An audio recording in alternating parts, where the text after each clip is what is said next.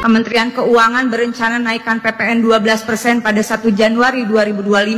Argumentasinya karena perintah pasal 7 Undang-Undang Nomor 7 2021 tentang harmonisasi peraturan perpajakan. Dengan segala hormat, amanat pasal 7 harus dipahami secara utuh. Jangan hanya diambil pasal 7 ayat 1 yang berbunyi pada huruf B sebesar 12% mulai berlaku paling lambat tanggal 1 Januari 2025. Sesuai dengan pidato Ibu Ketua DPR tadi yang menyatakan bahwa DPR adalah mitra konstitusional pemerintah, maka keputusan PPN 12% penting menggunakan pertimbangan konstitusional keadilan sosial bagi seluruh rakyat Indonesia yang jelas merupakan komitmen Presiden Prabowo disampaikan pada pidato pelantikan 20 Oktober 2024. Dengan segala hormat, mari kita baca dan hayati pula pasal 7 ayat 3. Tarif pajak pertambahan nilai sebagaimana dimaksud pada ayat 1 dapat diubah bukan hanya paling tinggi 15%, tapi bisa juga diubah paling rendah 5%. Dalam penjelasannya disampaikan juga bahwa keputusan naik tidaknya harus mempertimbangkan perkembangan ekonomi dan moneter serta perkembangan harga kebutuhan pokok setiap tahunnya. Pidato Ibu Ketua Umum dalam penutupan masa sidang pertama DPR RI kali ini telah mengingatkan persoalan fiskal moneter dan kehidupan masyarakat yang sedang tidak baik-baik saja. Kemarin kan ada kritikan nih, ini orang-orang yang sering beroposisi kok nyerangnya ke Jokowi terus, nggak berani ya ke Prabowo. Loh, kita mah kontekstual saja gitu. Ketika sasaran kritiknya Prabowo ya kita bicara Prabowo, ketika sasaran kritiknya Jokowi ya kita bicara Jokowi. Jokowi ini yang dahsyat luar biasa, 10 tahun daya rusaknya luar biasa. Maka itu harus dibereskan, dia harus bertanggung jawab, nggak bisa lepas tangan begitu saja. Oh, sekarang masih merasa menjadi presiden, mau bikin partai sendiri, ya terserah, tapi kita akan blokir. Nah, ini efek buah dari warisan Jokowi kepada Prabowo. PPN RI bakal jadi yang tertinggi di ASEAN, tapi upahnya rendah. Ngeri kan? Sudah upah rendah, pajaknya tinggi. Konon katanya negara yang terus menarik pajak dari sana sini itu akan tanda-tanda negara akan gagal. Jangan sampai negara ini bubar seperti yang dikatakan Prabowo. Ngeri ini. Dan ini buah dari kebijakannya Jokowi kan. Semua gimana? Mau kita biarkan? Ya enggak bisa. Hari ini jam 13 ada aksi massa buat yang berada di Jakarta dan sekitarnya. Kalau nggak salah di istana, nanti kita cek ya. Kawal penyerahan petisi bareng warga tolak PPN 12%. Beras itu kena pajaknya tuh. Pulsa, kan katanya hanya barang mewah ya. Pulsa itu dipakai semua kalangan hari ini, pulsa telepon. Naik itu, naik jadi 12%. Belum yang lain-lainnya, pakaian dan sebagainya. Pajak mencekik, warga sipil menggugat penyerahan petisi warga tolak kenaikan PPN di Istana Negara. Kamis hari ini, 19 Desember jam 13.30. Yuk, yang jauh merapat, yang rapat mendekat. Yang dekat merapat. Tolak PPN 12%. Petisinya aja ini sudah puluhan ribu ini. Bahkan yang di bawah sudah nyampe, sudah hampir 50.000. Dan kalau sekarang mungkin sudah 100.000 seperti pecat Gus Miftah kemarin ya. Ngeri nih. Pajak tanpa keterwakilan rakyat adalah kejahatan. Jangan minta pajak besar kalau tak becus mengurus rakyat. Menarik pajak tanpa timbal balik untuk rakyat adalah sebuah kejahatan. Ngeri ini. Nah, kenapa ini harus kita lakukan? Ini sebagai pengingat juga kepada Pak Prabowo. Ini kabar di 30 Januari masih di tahun ini 2024. Prabowo janji tidak akan menaikkan pajak jika jadi presiden. Kita buat efisien. Kejar setoran 3.000 triliun rupiah, Prabowo janji tidak naikkan tarif pajak. Presiden terpilih Prabowo Subianto tidak akan menggunakan instrumen tarif untuk menggenjot penerimaan negara dari sisi pajak.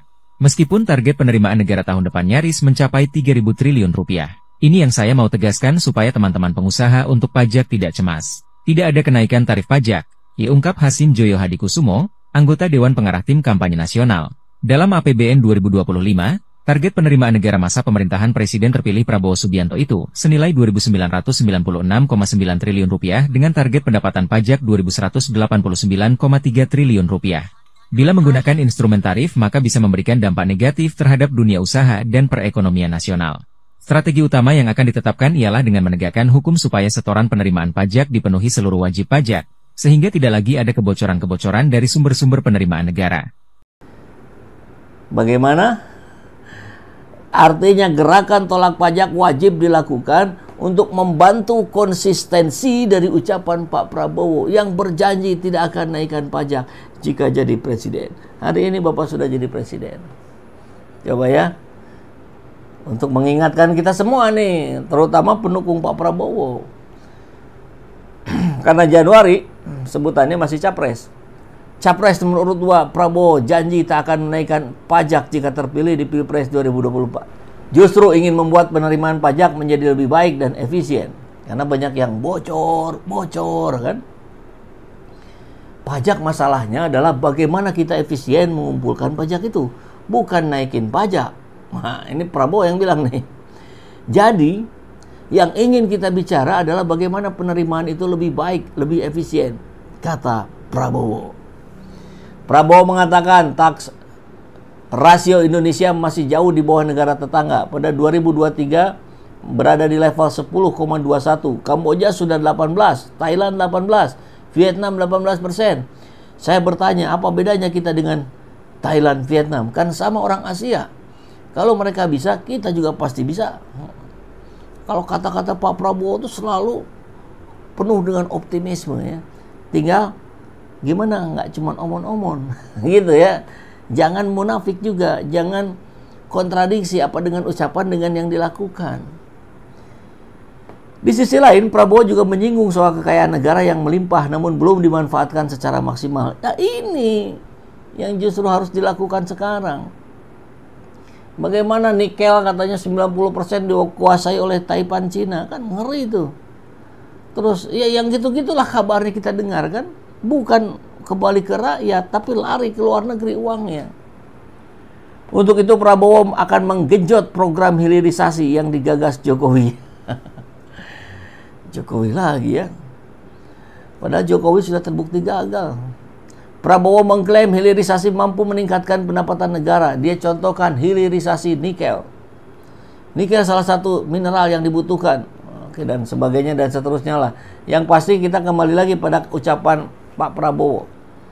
Prabowo janji tak akan naikkan pajak. Sekarang dalam hitungan hari sudah disepakati akan menaikkan pajak. Konon katanya pajak untuk barang mewah.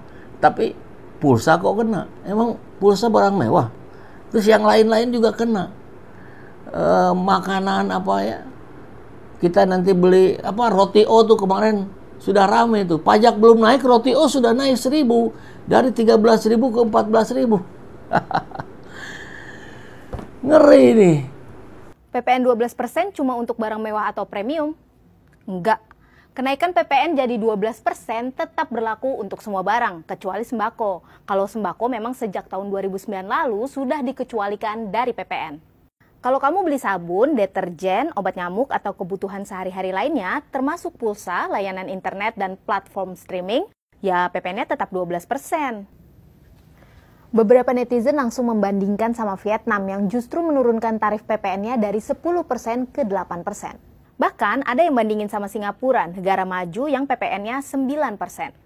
Tapi Sri Mulyani bilang tarif PPN di Indonesia masih relatif lebih rendah dibandingkan negara-negara berkembang, negara-negara di kawasan, dan anggota G20. Di Brazil misalnya, PPN-nya 17%, Afrika Selatan 15%, India 18%, Turki 20%, dan Filipina 12%. Sedangkan Indonesia PPN-nya masih 11%, begitu papar Sri Mulyani. Menurut Direktur Kebijakan Publik Selios, Media Wahyudi Askar, perbandingan yang dilakukan pemerintah tidak adil karena kekuatan ekonominya tidak setara. Membandingkan dengan negara maju itu sudah tidak apple to apple. PPN di sana tinggi karena mereka memang daya belinya sedang bagus. Ekonominya stabil, keuangannya, finansialnya tidak tergantung signifikan dari hutang, inflasi juga relatif terkendali, termasuk juga capital investment di negara tersebut juga jalan, industrinya kuat. Nah, sedangkan Indonesia kalau mau ngikutin itu juga nggak bisa sekarang. Para pengamat sudah menyampaikan kekhawatirannya kalau pemerintah tetap menaikkan PPN akan memicu dampak negatif buat pertumbuhan ekonomi. Apalagi belakangan daya beli masyarakat dikatakan sedang menurun. Tapi pemerintah mengeklaim daya konsumsi rumah tangga stabil serta inflasi yang turun dan rendah. Jadi apa nih strategi kamu buat menghadapi kenaikan harga kebutuhan tahun depan? Ya nanti Rotio kan bilang, lah kan kita dari pasokannya juga sudah naik, kita beli terigunya naik, kita beli kertas naik. Ya, bagaimana lagi memang? Kebijakan yang salah ini, menaikkan pajak 12%. Mengingatkan jika janji kampanye Prabowo tidak akan menaikkan pajak. Ternyata hanya omon-omon. Belum 100 hari sudah ingkar janji. Gimana 5 tahun ke depan? Kita bantu Pak Prabowo agar tidak ingkar janji. Ya, saya kira masih ada waktu ini 10 harian untuk segera lakukan evaluasi ulang, lihat lagi janji kampanyenya, Anda tidak akan menaikkan pajak, maka batalkan itu. Tidak perlu berdalih apapun, tidak perlu ini hanya untuk ini hanya untuk ini. Ujung-ujungnya kenanya rakyat, ujung-ujungnya yang jadi korbannya rakyat kok. Jelas itu. Gitu ya.